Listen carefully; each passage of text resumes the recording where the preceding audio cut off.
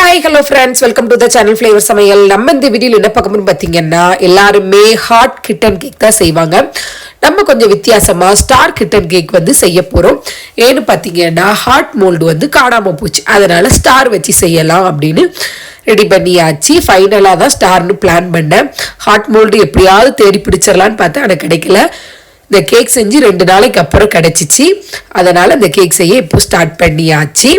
இப்போ இந்த ரெசிபிக்கு தேவையான பொருட்கள்லாம் என்னன்னு பார்ப்போமா? அதுக்கு முன்னாடி நம்ம சேனலை ஃபஸ்ட் டைம் பார்க்குறீங்கன்னா ஃப்ளேவர் சமையலை சப்ஸ்கிரைப் பண்ணிக்கோங்க. கூடவே பெல் பட்டனி அமைக்கிக்கோங்க. அப்போ தான் நான் அடுத்தடுத்து போடுற வீடியோ உங்களுக்கு நோட்டிஃபிகேஷன் வரும். இப்போது நம்ம வீடியோக்குள்ளே போகலாம். ஃபஸ்ட்டு பார்த்தீங்கன்னா, இந்த ஸ்டாருக்குள்ளே ஸ்பாஞ்ச் கேக் வந்து செஞ்சுட்டேன். இந்த வீடியோ எடுக்க வந்து மறந்துட்டேன். இந்த இதுக்கு பார்த்தீங்கன்னா என்னென்ன பொருள் சேர்த்தேன்னா, ஒரு முட்டை, 1/4 கப் அளவுக்கு மைதா, 2 டேபிள் ஸ்பூன் அளவுக்கு ஆயில், 1/4 கப் அளவுக்கு சர்க்கரை, அப்புறம் 1/4 டீஸ்பூன் அளவுக்கு பேக்கிங் பவுடர். இதில் வந்து பேக்கிங் சோடா சேர்க்கல. இதோட மெஷர்மெண்ட் பார்த்தீங்கன்னா நான் டிஸ்கிரிப்ஷன் பாக்ஸில் கமெண்ட்டில் கொடுத்துட்றேன். நீங்கள் வேணா செக் பண்ணி பார்த்துக்கோங்க. அதை கேக்கோட ஸ்பாஞ்ச் ரெடி பண்ணிவிட்டு அதை வந்து கட் பண்ணி எடுத்துடணும். அதை பார்த்தீங்கன்னா ஸ்டார் மோல்டில் நான் கட் பண்ணி எடுத்திருக்கேன். இதை எடுத்ததுக்கப்புறம் பார்த்தீங்கன்னா குறைஞ்சது 1 ஹவராவது ஃப்ரீசரில் வச்சு எடுக்கணும். அப்போ தான் அந்த கேக் செய்யும்போது ரொம்பவே சூப்பராக பர்ஃபெக்டாக வரும்னே சொல்லலாம். எந்த அளவுக்கு பர்ஃபெக்டாக வந்திருக்கு நீங்களே இந்த வீடியோவில் பாருங்கள்.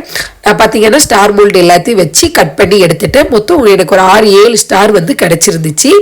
இப்போ இதை பார்த்தீங்கன்னா ஒரு ஃப்ரிட்ஜில் வைக்காமல் ஃப்ரீசரில் பார்த்தீங்கன்னா நான் ஒரு மணி நேரத்துக்கு வச்சு எடுத்துட்டேன். இதை வைக்கிறதுக்குள்ளே நம்ம இதுக்குள்ளே கேக் பேட்டர் வந்து நம்ம ரெடி பண்ணிக்கிடலாம். ஃபஸ்ட்டு ஒரு மிக்சிங் பவுல் எடுத்துகிட்டு அதில் பார்த்தீங்கன்னா 2 முட்டை வந்து உடச்சி ஊற்றிக்கோங்க. இதில் 1 டீஸ்பூன் அளவுக்கு வெனிலா எசன்ஸ், 1 சிட்டிகை உப்பு சேர்த்துட்டு ஃபஸ்ட்டு முட்டையை நல்லா பீட் பண்ணி எடுத்துக்கோங்க.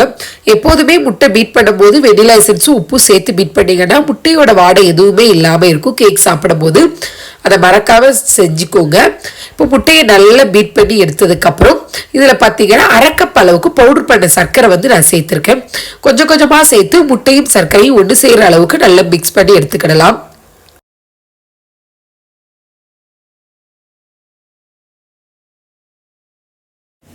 சர்க்கரை சேர்த்து நல்லா பீட் பண்ணிக்கோங்க. முட்டையும் சர்க்கரையும் ஒன்று சேர்ந்த அளவுக்கு நல்லா பீட் பண்ணிட்டு இதில் பார்த்தீங்கன்னா 1/4 கப் அளவுக்கு ஆயில் வந்து சேர்த்துக்கிடலாம். வாசனை இல்லாத எந்த ஆயில்னாலும் சேர்த்துக்கோங்க. நான் இன்னைக்கு பார்த்தீங்கன்னா நார்மல் சன்ஃப்ளவர் ஆயில் தான் எடுத்திருக்கேன். நீங்கள் ஆயிலுக்கு அப்புறம் 1/4 கப் அளவுக்கு பட்டர் கூட சேர்த்துக்கோங்க. அதுவுமே டேஸ்ட் ரொம்பவே நல்லாயிருக்கும். ஆயில் சேர்த்துட்டு ஒரு 2 நிமிஷம் மட்டும் பீட் பண்ணி எடுத்துக்கோங்க. ஆயில் சேர்த்து பீட் பண்ணதுக்கப்புறம் ஒரு அரிப்பு வச்சுட்டு இதில் 1 கப் அளவுக்கு மைதா மாவு வந்து சேர்த்துக்கோங்க. நான் 1/2 கப் மெஷர்மெண்ட் வச்சுருக்கிறதுனால 2 டைமாக 1 கப் அளவுக்கு மைதா மாவு வந்து சேர்த்துருக்கேன். இதில் பார்த்தீங்கன்னா 1 டீஸ்பூன் அளவுக்கு பேக்கிங் பவுடர் வந்து சேர்த்துக்கோங்க. இதுலேயும் பார்த்தீங்கன்னா நம்ம பேக்கிங் சோடா வந்து சேர்க்கல, பேக்கிங் பவுடர் மட்டும்தான் அந்த கேக் ஃபுல்லாகவே நம்ம சேர்த்து செஞ்சுருக்கோம். 2 சேர்த்ததுக்கப்புறம் நல்லா சளிச்சு சேர்த்துக்கிடலாம்.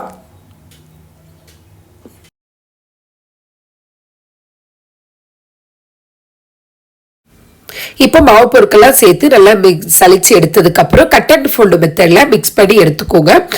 மாவு பொருட்களை ஃபஸ்ட்டு மிக்ஸ் பண்ணதுக்கப்புறம் இதில் 1/4 கப் அளவுக்கு பால் வந்து நான் காய்ச்சி ஆற வச்ச பால் வந்து எடுத்திருக்கேன். இதை கொஞ்சம் கொஞ்சமாக ஊற்றி பேட்டரை மிக்ஸ் பண்ணிக்கிடலாம். இதோட பேட்டர் பார்த்தீங்கன்னா திக்காக தான் இருக்கும். அப்போ தான் பார்த்தீங்கன்னா நம்ம ஸ்டார் வைக்கும்போது ஸ்டார் வந்து எந்த பக்கமுமே அசையாமல் கரெக்டாக நம்ம வச்ச பொசிஷன்லேயே இருக்கும். அதனால் பேட்டர் வந்து கொஞ்சம் திக்காகவே ரெடி பண்ணி எடுத்துக்கோங்க. இப்போ பார்த்தீங்கன்னா பேட்டர் சூப்பராக ரெடியாகி கிடச்சிருச்சு.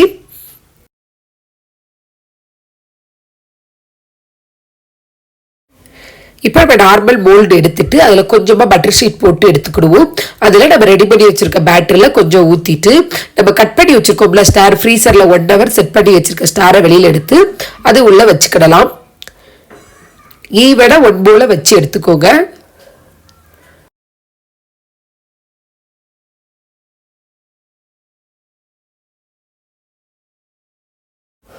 இப்போ ஸ்டார் வச்சதுக்கு அப்புறம் பார்த்தீங்கன்னா மீதம் இருக்கிற பேட்டரையும் இதில் மெதுவாக அது மேலேயே ஊற்றி ஃபில் பண்ணிக்கிடுவோம். இப்படி ஊற்றி பேக் பண்ணதுனால நம்மளுக்கு ஸ்டார் வந்து கட் பண்ணும்போது ஈவனாக எல்லா ஸ்லைஸ்லையுமே பார்த்தீங்கன்னா ஸ்டார் வந்து நம்மளுக்கு கிடைக்கும். அது பார்க்கறதுக்கு ரொம்பவே நல்லாயிருக்கும். டேஸ்ட்டு 2 கேக்கோட ஃப்ளேவர் வந்து சேர்ந்து சாப்பிட்ட மாதிரி இருக்கும். ஏன்னா நம்ம ஸ்டார் பண்ணியிருக்கிறது பார்த்தீங்கன்னா ரெட் வெல்வெட் கேக் அந்த ஸ்பாஞ்சில் பண்ணியிருக்கோம். இது பார்த்தீங்கன்னா வெனிலா கேக்கோட ஸ்பாஞ்சு. 2 சாப்பிடும்போது டேஸ்ட் ரொம்பவே சூப்பராக இருந்துச்சு.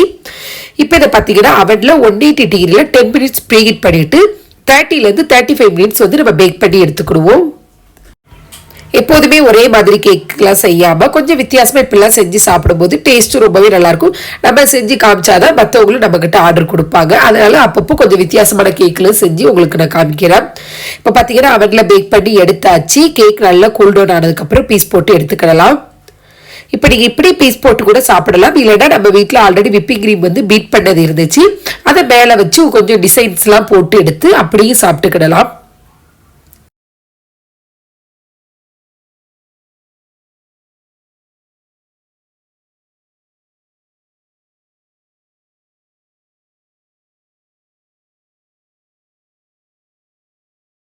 இந்த கேக் செய்யும்போது பார்த்தீங்கன்னா ஒரு கேக் ஆர்டர் இருந்துச்சு, அதெல்லாம் முடிச்சுட்டு மீது இருக்க பேலன்ஸ் க்ரீம் வச்சு நான் குட்டியாக நாசில் வச்சு சூப்பராக டிசைன் போட்டு எடுத்துட்டேன். டிசைன் போட்டுட்டு மேலே ஸ்ப்ரிங்கிள்ஸ்லாம் தூவி இதை பார்க்கும்போதே ரொம்பவே சூப்பராச்சு. அதுவும் ப்ளூ அண்ட் ஒயிட் காம்பினேஷன் போதே கேட்கவே வேண்டாம், அந்த அளவுக்கு காம்பினேஷன் வந்து சூப்பராக இருக்கும். இப்போ நம்மளுக்கு எந்த அளவுக்கு ஸ்லைஸ் தேவையோ அந்த அளவுக்கு பீஸ் போட்டு எடுத்துக்கிடலாம்.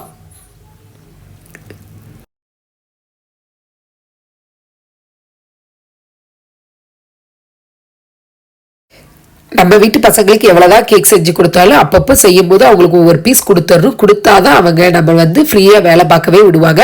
அதனால் கட் பண்ணிவிட்டு ஃபஸ்ட்டு பீஸ் வந்து அவங்களுக்கு எடுத்து கொடுத்தாச்சு. அவங்க ரிலாக்ஸாக சாப்பிட்றதுக்குள்ளே அடுத்து நம்ம வீடியோ எடுக்க கண்டினியூவாக இருக்க கரெக்டாக இருக்கும்னால உண்மைக்குமே ஸ்டார் பார்த்தீங்கன்னா ரொம்பவே சூப்பராக பர்ஃபெக்டாக வந்துச்சு.